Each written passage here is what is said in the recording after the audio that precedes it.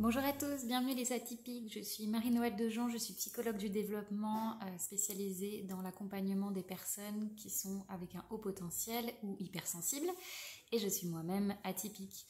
Aujourd'hui, je voudrais revenir sur les choix des mots et vous-même, si vous êtes atypique, vous savez à quel point le choix des mots est important et on a vraiment besoin de précision.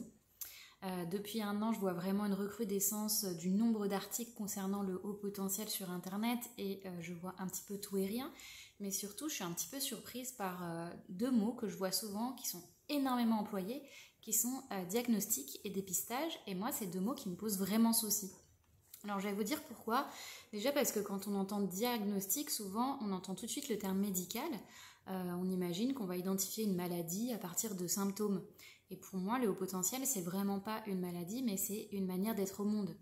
Moi, quand je rencontre quelqu'un qui a un fonctionnement particulier, qui a une manière d'être au monde particulière, d'entrer en relation, sa sensibilité, ses questionnements, je ne vais jamais faire la liste de ses symptômes. Ce qu'on va faire, c'est qu'on va dessiner ensemble avec la personne son portrait. Mais vraiment, le portrait, c'est qui elle est et pas ce qu'elle a comme particularité ou comme symptôme.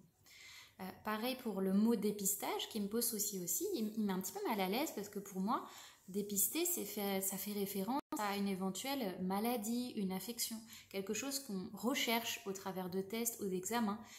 Souvent aussi, si on dépiste, c'est pour voir par comparaison à la personne saine si cette personne est porteuse de quelque chose. Et souvent, l'idée aussi, quand on entend le terme dépistage, c'est de trouver une trace le plus précocement possible d'une éventuelle maladie. Voilà, moi je voulais revenir là-dessus parce que quand je fais un bilan avec une personne, je ne recherche pas quelque chose. Vraiment, je vais relier, je rassemble l'ensemble des informations, je vais les croiser, je vais les mettre en lien. Et ce que je vais mettre en valeur, c'est des singularités et pas des symptômes. Ensemble, avec la personne, c'est un peu comme si on devenait des petits explorateurs de la singularité.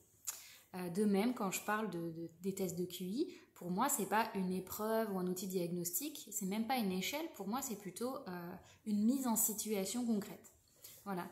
Donc moi, personnellement, je fais très attention aux mots que j'utilise et je peux même être exigeante avec mes proches sur les mots qu'ils emploient au quotidien.